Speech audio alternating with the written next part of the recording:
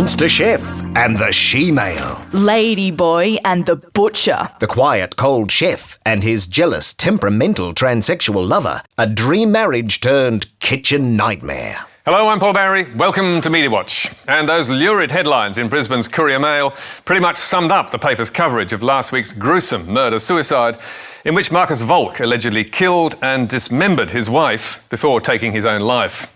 Right up the top of the story, the Courier Mail told its readers that the victim, Mayang Presetio, was charging up to $500 an hour for her services, marketing herself online as a top, high-class Asian she-male. Call it tasteless or gratuitous or what you'd expect in the tabloids, the Courier Mail's treatment whipped up a storm of outrage on social media. Disgusting. Repulsive. Offensive. Abysmal new low. The Courier Mail's Facebook page was also hit with a torrent of abuse. Gutless. Revolting. Pathetic and vile. Absolute disgrace. And a series of Facebook posts accused the paper of trivialising the crime and blaming the victim. Take a bow, Courier Mail. No wonder the rest of the country thinks we're still a one-horse backwater town. An innocent person just lost their life to a maniac, and you nail her coffin to the front page of your publication with such a salacious and unnecessary headline. A surely unprecedented many hundreds of people also complained to the Australian Press Council, while others took it up with Media Watch. Meanwhile, Queensland's transgender community launched an online petition demanding an apology, which rapidly gained 25,000 signatures, and saw the Courier Mail hosing it all down with this statement in the paper. Mayang Presetio was the innocent victim of a horrendous crime. She should be remembered, as we reported yesterday, for her cheerful and friendly disposition, and for the care she had showed her family and loved ones in Indonesia. Many believe that yesterday we presented Mayang's story in a way that was disrespectful to her memory. The Courier Mail had no intention of diminishing the value of Mayang's life, or to add to the grief being felt by her family. It was not exactly an apology, but still a great deal better than the Courier Mail managed when it trashed the reputation of another murder victim. Back in July 2011, a man called Colin Luther Burrow was shot dead on the Gold Coast, leading the paper to proclaim, Gun and run. Sex crime linked to latest glitter strip murder. The paper's front page story went on to declare, Police are believed to be investigating whether the victim, 36, was involved in crimes including child pornography. They have not ruled out bikie gang or organised crime links. The Courier Mail's sister paper, the Gold Coast Bulletin, went further, with its front page reporting that Luther Brown, as it wrongly called him, was known to have lured underage girls into prostitution and pornography. These damning allegations were instantly quashed by Regional Crime Commander Superintendent Dave Hutchinson, who told a media conference they were baseless, and the family was distraught. The police chief was then asked to confirm this by Courier Mail reporter Greg Stoltz. Just to make it triply clear, you can categorically rule out any link whatsoever to any sexual crimes? To which Superintendent Hutchinson replied, There is no evidence whatsoever to suggest that the victim was involved in any sexual offences, that he was a pedophile, that he was involved in luring children, underage children, into pornography or prostitution. This should have been the signal for both papers to say sorry and admit their mistake. But no. On the following day, Stoltz and the Courier Mail repeated the slur. 4 days later, police caught the killer and told a second media conference there was no connection to organised crime and no evidence linking the victim to child prostitution or pornography. But again, the two papers refused to correct the record. And a week after that, they failed for a third time, despite Luther Burrow's mother, Lorna, begging them to do so and telling the Brisbane Times, It's absolutely disgusting and degrading for my son, my family, myself. How dare they? Where are their ethics? Even when Superintendent Hutchinson added his voice to the call, it still had no effect. Although, as he pointed out, the slander could hardly have been more serious. To label a person a pedophile is probably one of the worst things you can do to a person. To do that to the victim of a murder is taking it another step. In March this year, the killer was convicted, and it was again confirmed that Luther Burrow's shooting had nothing to do with pedophilia, gangland executions or sex crimes. Yet still, there was no apology from the Courier Mail or Gold Coast Bulletin, even though the dead man's mother was again demanding one. So Lorna complained to the Australian Press Council, telling the Brisbane Times, I'm angry. People don't forget these things. How dare they print those scathing lies? And this eventually did the trick. Last month, the Courier Mail and Bulletin did what they should have done 3 years ago and admitted they were wrong, saying, Police investigations found the allegations about Luther Burrow were baseless and without justification. Accordingly, we apologise to Mr. Burrow's family and friends for any heartache caused. But having trashed the victim on its front page, the Gold Coast Bulletin admitted its allegations were baseless in a sidebar on page 4, while the Courier Mail's apology, for the record, appeared on page 51. An angry Lorna Luther Burrow told Media Watch, The so-called apology was pathetic. You only had to blink and you'd miss it. Nobody from the paper has ever rung me personally to apologise. Not an email, nothing. Underneath its apology, the Courier Mail had the gall to tell readers, The Courier Mail is committed to accurate, fair and fearless publication of news and commentary, but we acknowledge and aim to promptly correct errors when they occur. well, they failed in this case. So what do the Courier Mail and Gold Coast Bulletin have to say in their defence? News Corp told Media Watch their allegations came from reliable police sources. Their reporting included an official police denial, and that they could not correct the record when first approached to do so by the Australian Press Council in 2011 because the case was before the courts. Well, we are not convinced. And nor is the victim's mother, who told Media Watch, I've had 3 years of absolute stress, as has the rest of my family. It has caused me absolute pain. I don't know how they get away with this stuff. If I had enough money, I'd sue them, but I don't. And who wants to take on the newspapers? They just do whatever they like, without even thinking how it affects people. And now, let's go back to an old favourite and catch up with those kleptomaniacs from the Daily Mail. You may recall that back in June, News Corp threatened legal action against Daily Mail Australia unless it stopped pinching stories and plagiarising its work. Then, after a brief exchange of fire, we were told last month the war was over. Daily Mail and News Corp settled copied stories dispute.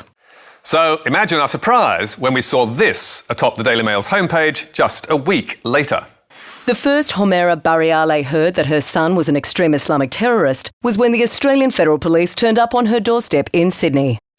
Surprised because, on that very same day, News Corp's The Australian had run a front-page exclusive, which began, wait for it, The first Homera Bariale knew her son, Muhammad Ali Bariale, was not studying in Turkey, as he claimed, was when Australian Federal Police raided her home. and the similarities did not end there.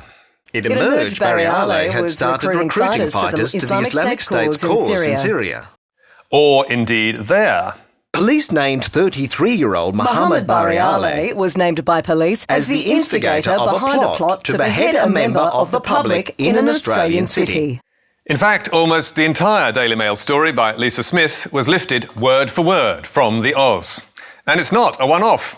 We've found 11 recent examples in the Daily Mail Australia under 4 different bylines where at least half the story was taken verbatim from another website. 3 of these are from News Corp, but since the peace deal, the Mail has largely been pinching copy from elsewhere, like the Sydney Morning Herald. More sex offenders claiming sexsomnia. Last week, the Herald revealed Automatism is a criminal defence under which the defendant claims that he or she did not consciously perform the guilty act. And before long, the Mail Online was busy parroting those words. But once again, this was just the start of the copying. Sleepwalking is the classic example. It has been used in various driving, murder and assault cases. In fact, the majority of that story by Daniel Mills was also lifted word for word from the Herald's health reporter Harriet Alexander. And a couple of days before that, the Mail was picking the ABC's pocket by pinching a story about young people binge drinking. The really good news about all this, though, is that the young brain is best equipped to recover, Dr. Herman said. The headlines and intro made it look like the Mail's own story, but almost all the rest came word for word from ABC Online. Easy, eh? Now, in most cases, the Mail does tell readers who's been doing all the hard work by linking back to the original. But in this article by Amy Ziniak on the demise of the Tasmanian tiger, they did not. The thylacine had become extremely rare or extinct on the Australian mainland before British settlement of the continent, but it survived on the island of Tasmania. But perhaps in this case they were just too embarrassed, because half of it was copied word for word from, Wikipedia. Now, the Daily Mail has often justified rehashing other people's content by saying it wants to give its readers the best stories on the net. But online boss Martin Clark has also maintained, We never like to follow a story without improving it with either new facts, graphics, pictures or video. So, what's their reaction to the dossier we've uncovered? Well, it seems we have embarrassed them at last.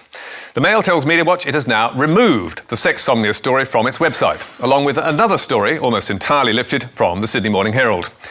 It has also put the role of two of its journalists under urgent review, and we also hear that one has resigned. But that is as far as it goes, because the Mail clearly believes the other 9 examples of copying we uncovered, like this, and this, and this, are absolutely fine, which we have to say we find surprising. It also tells us Daily Mail Australia goes beyond the requirements of the law in Australia, which does not require online news providers to link and credit. Unlike many other media organisations in Australia and abroad, which regularly lift our content, we strive to do both. And we got no comment from News Corp when we told them the Mail was at it again. Finally tonight, to the great Ebola scare in Queensland that turned out to be, well, no more than a scare. And we're not taking issue with the headlines, although some did catch our eye. In the Telegraph, the Courier Mail, and best of all, on CNN. No, we're interested in how the news broke on breakfast TV in Queensland, where viewers were understandably on tenterhooks when they switched on at 6 a.m. on Friday to find Nine's Today Show telling them blood tests will soon reveal whether a Queensland aid worker has been infected with the deadly Ebola virus.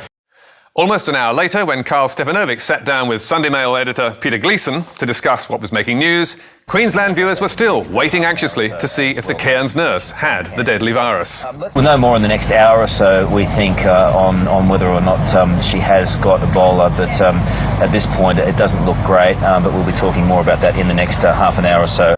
But over on Sunrise on Channel 7, relief had flooded in as soon as they came on air. Note the time. Yes, we have that breaking news. The nurse who we thought may have Ebola, who'd been working in Sierra Leone. We've got the test results back. The nurse is negative. So, why was today an hour behind the news? Especially as Carl and Lisa were claiming to be live in Brisbane. And we're live at the Kangaroo Point Cliffs here in Brizzy. Well, it's all to do with daylight saving, because Today and Sunrise are both produced from Sydney, which is now 1 hour ahead. And both have to be sent out to Queensland viewers 1 hour late when the local clocks catch up. But with the Ebola story breaking in Cairns just before 6 a.m, as they were about to come on air, Sunrise decided to show its Sydney programme live in Queensland too. So 7 was up to speed, while 9 was an hour behind.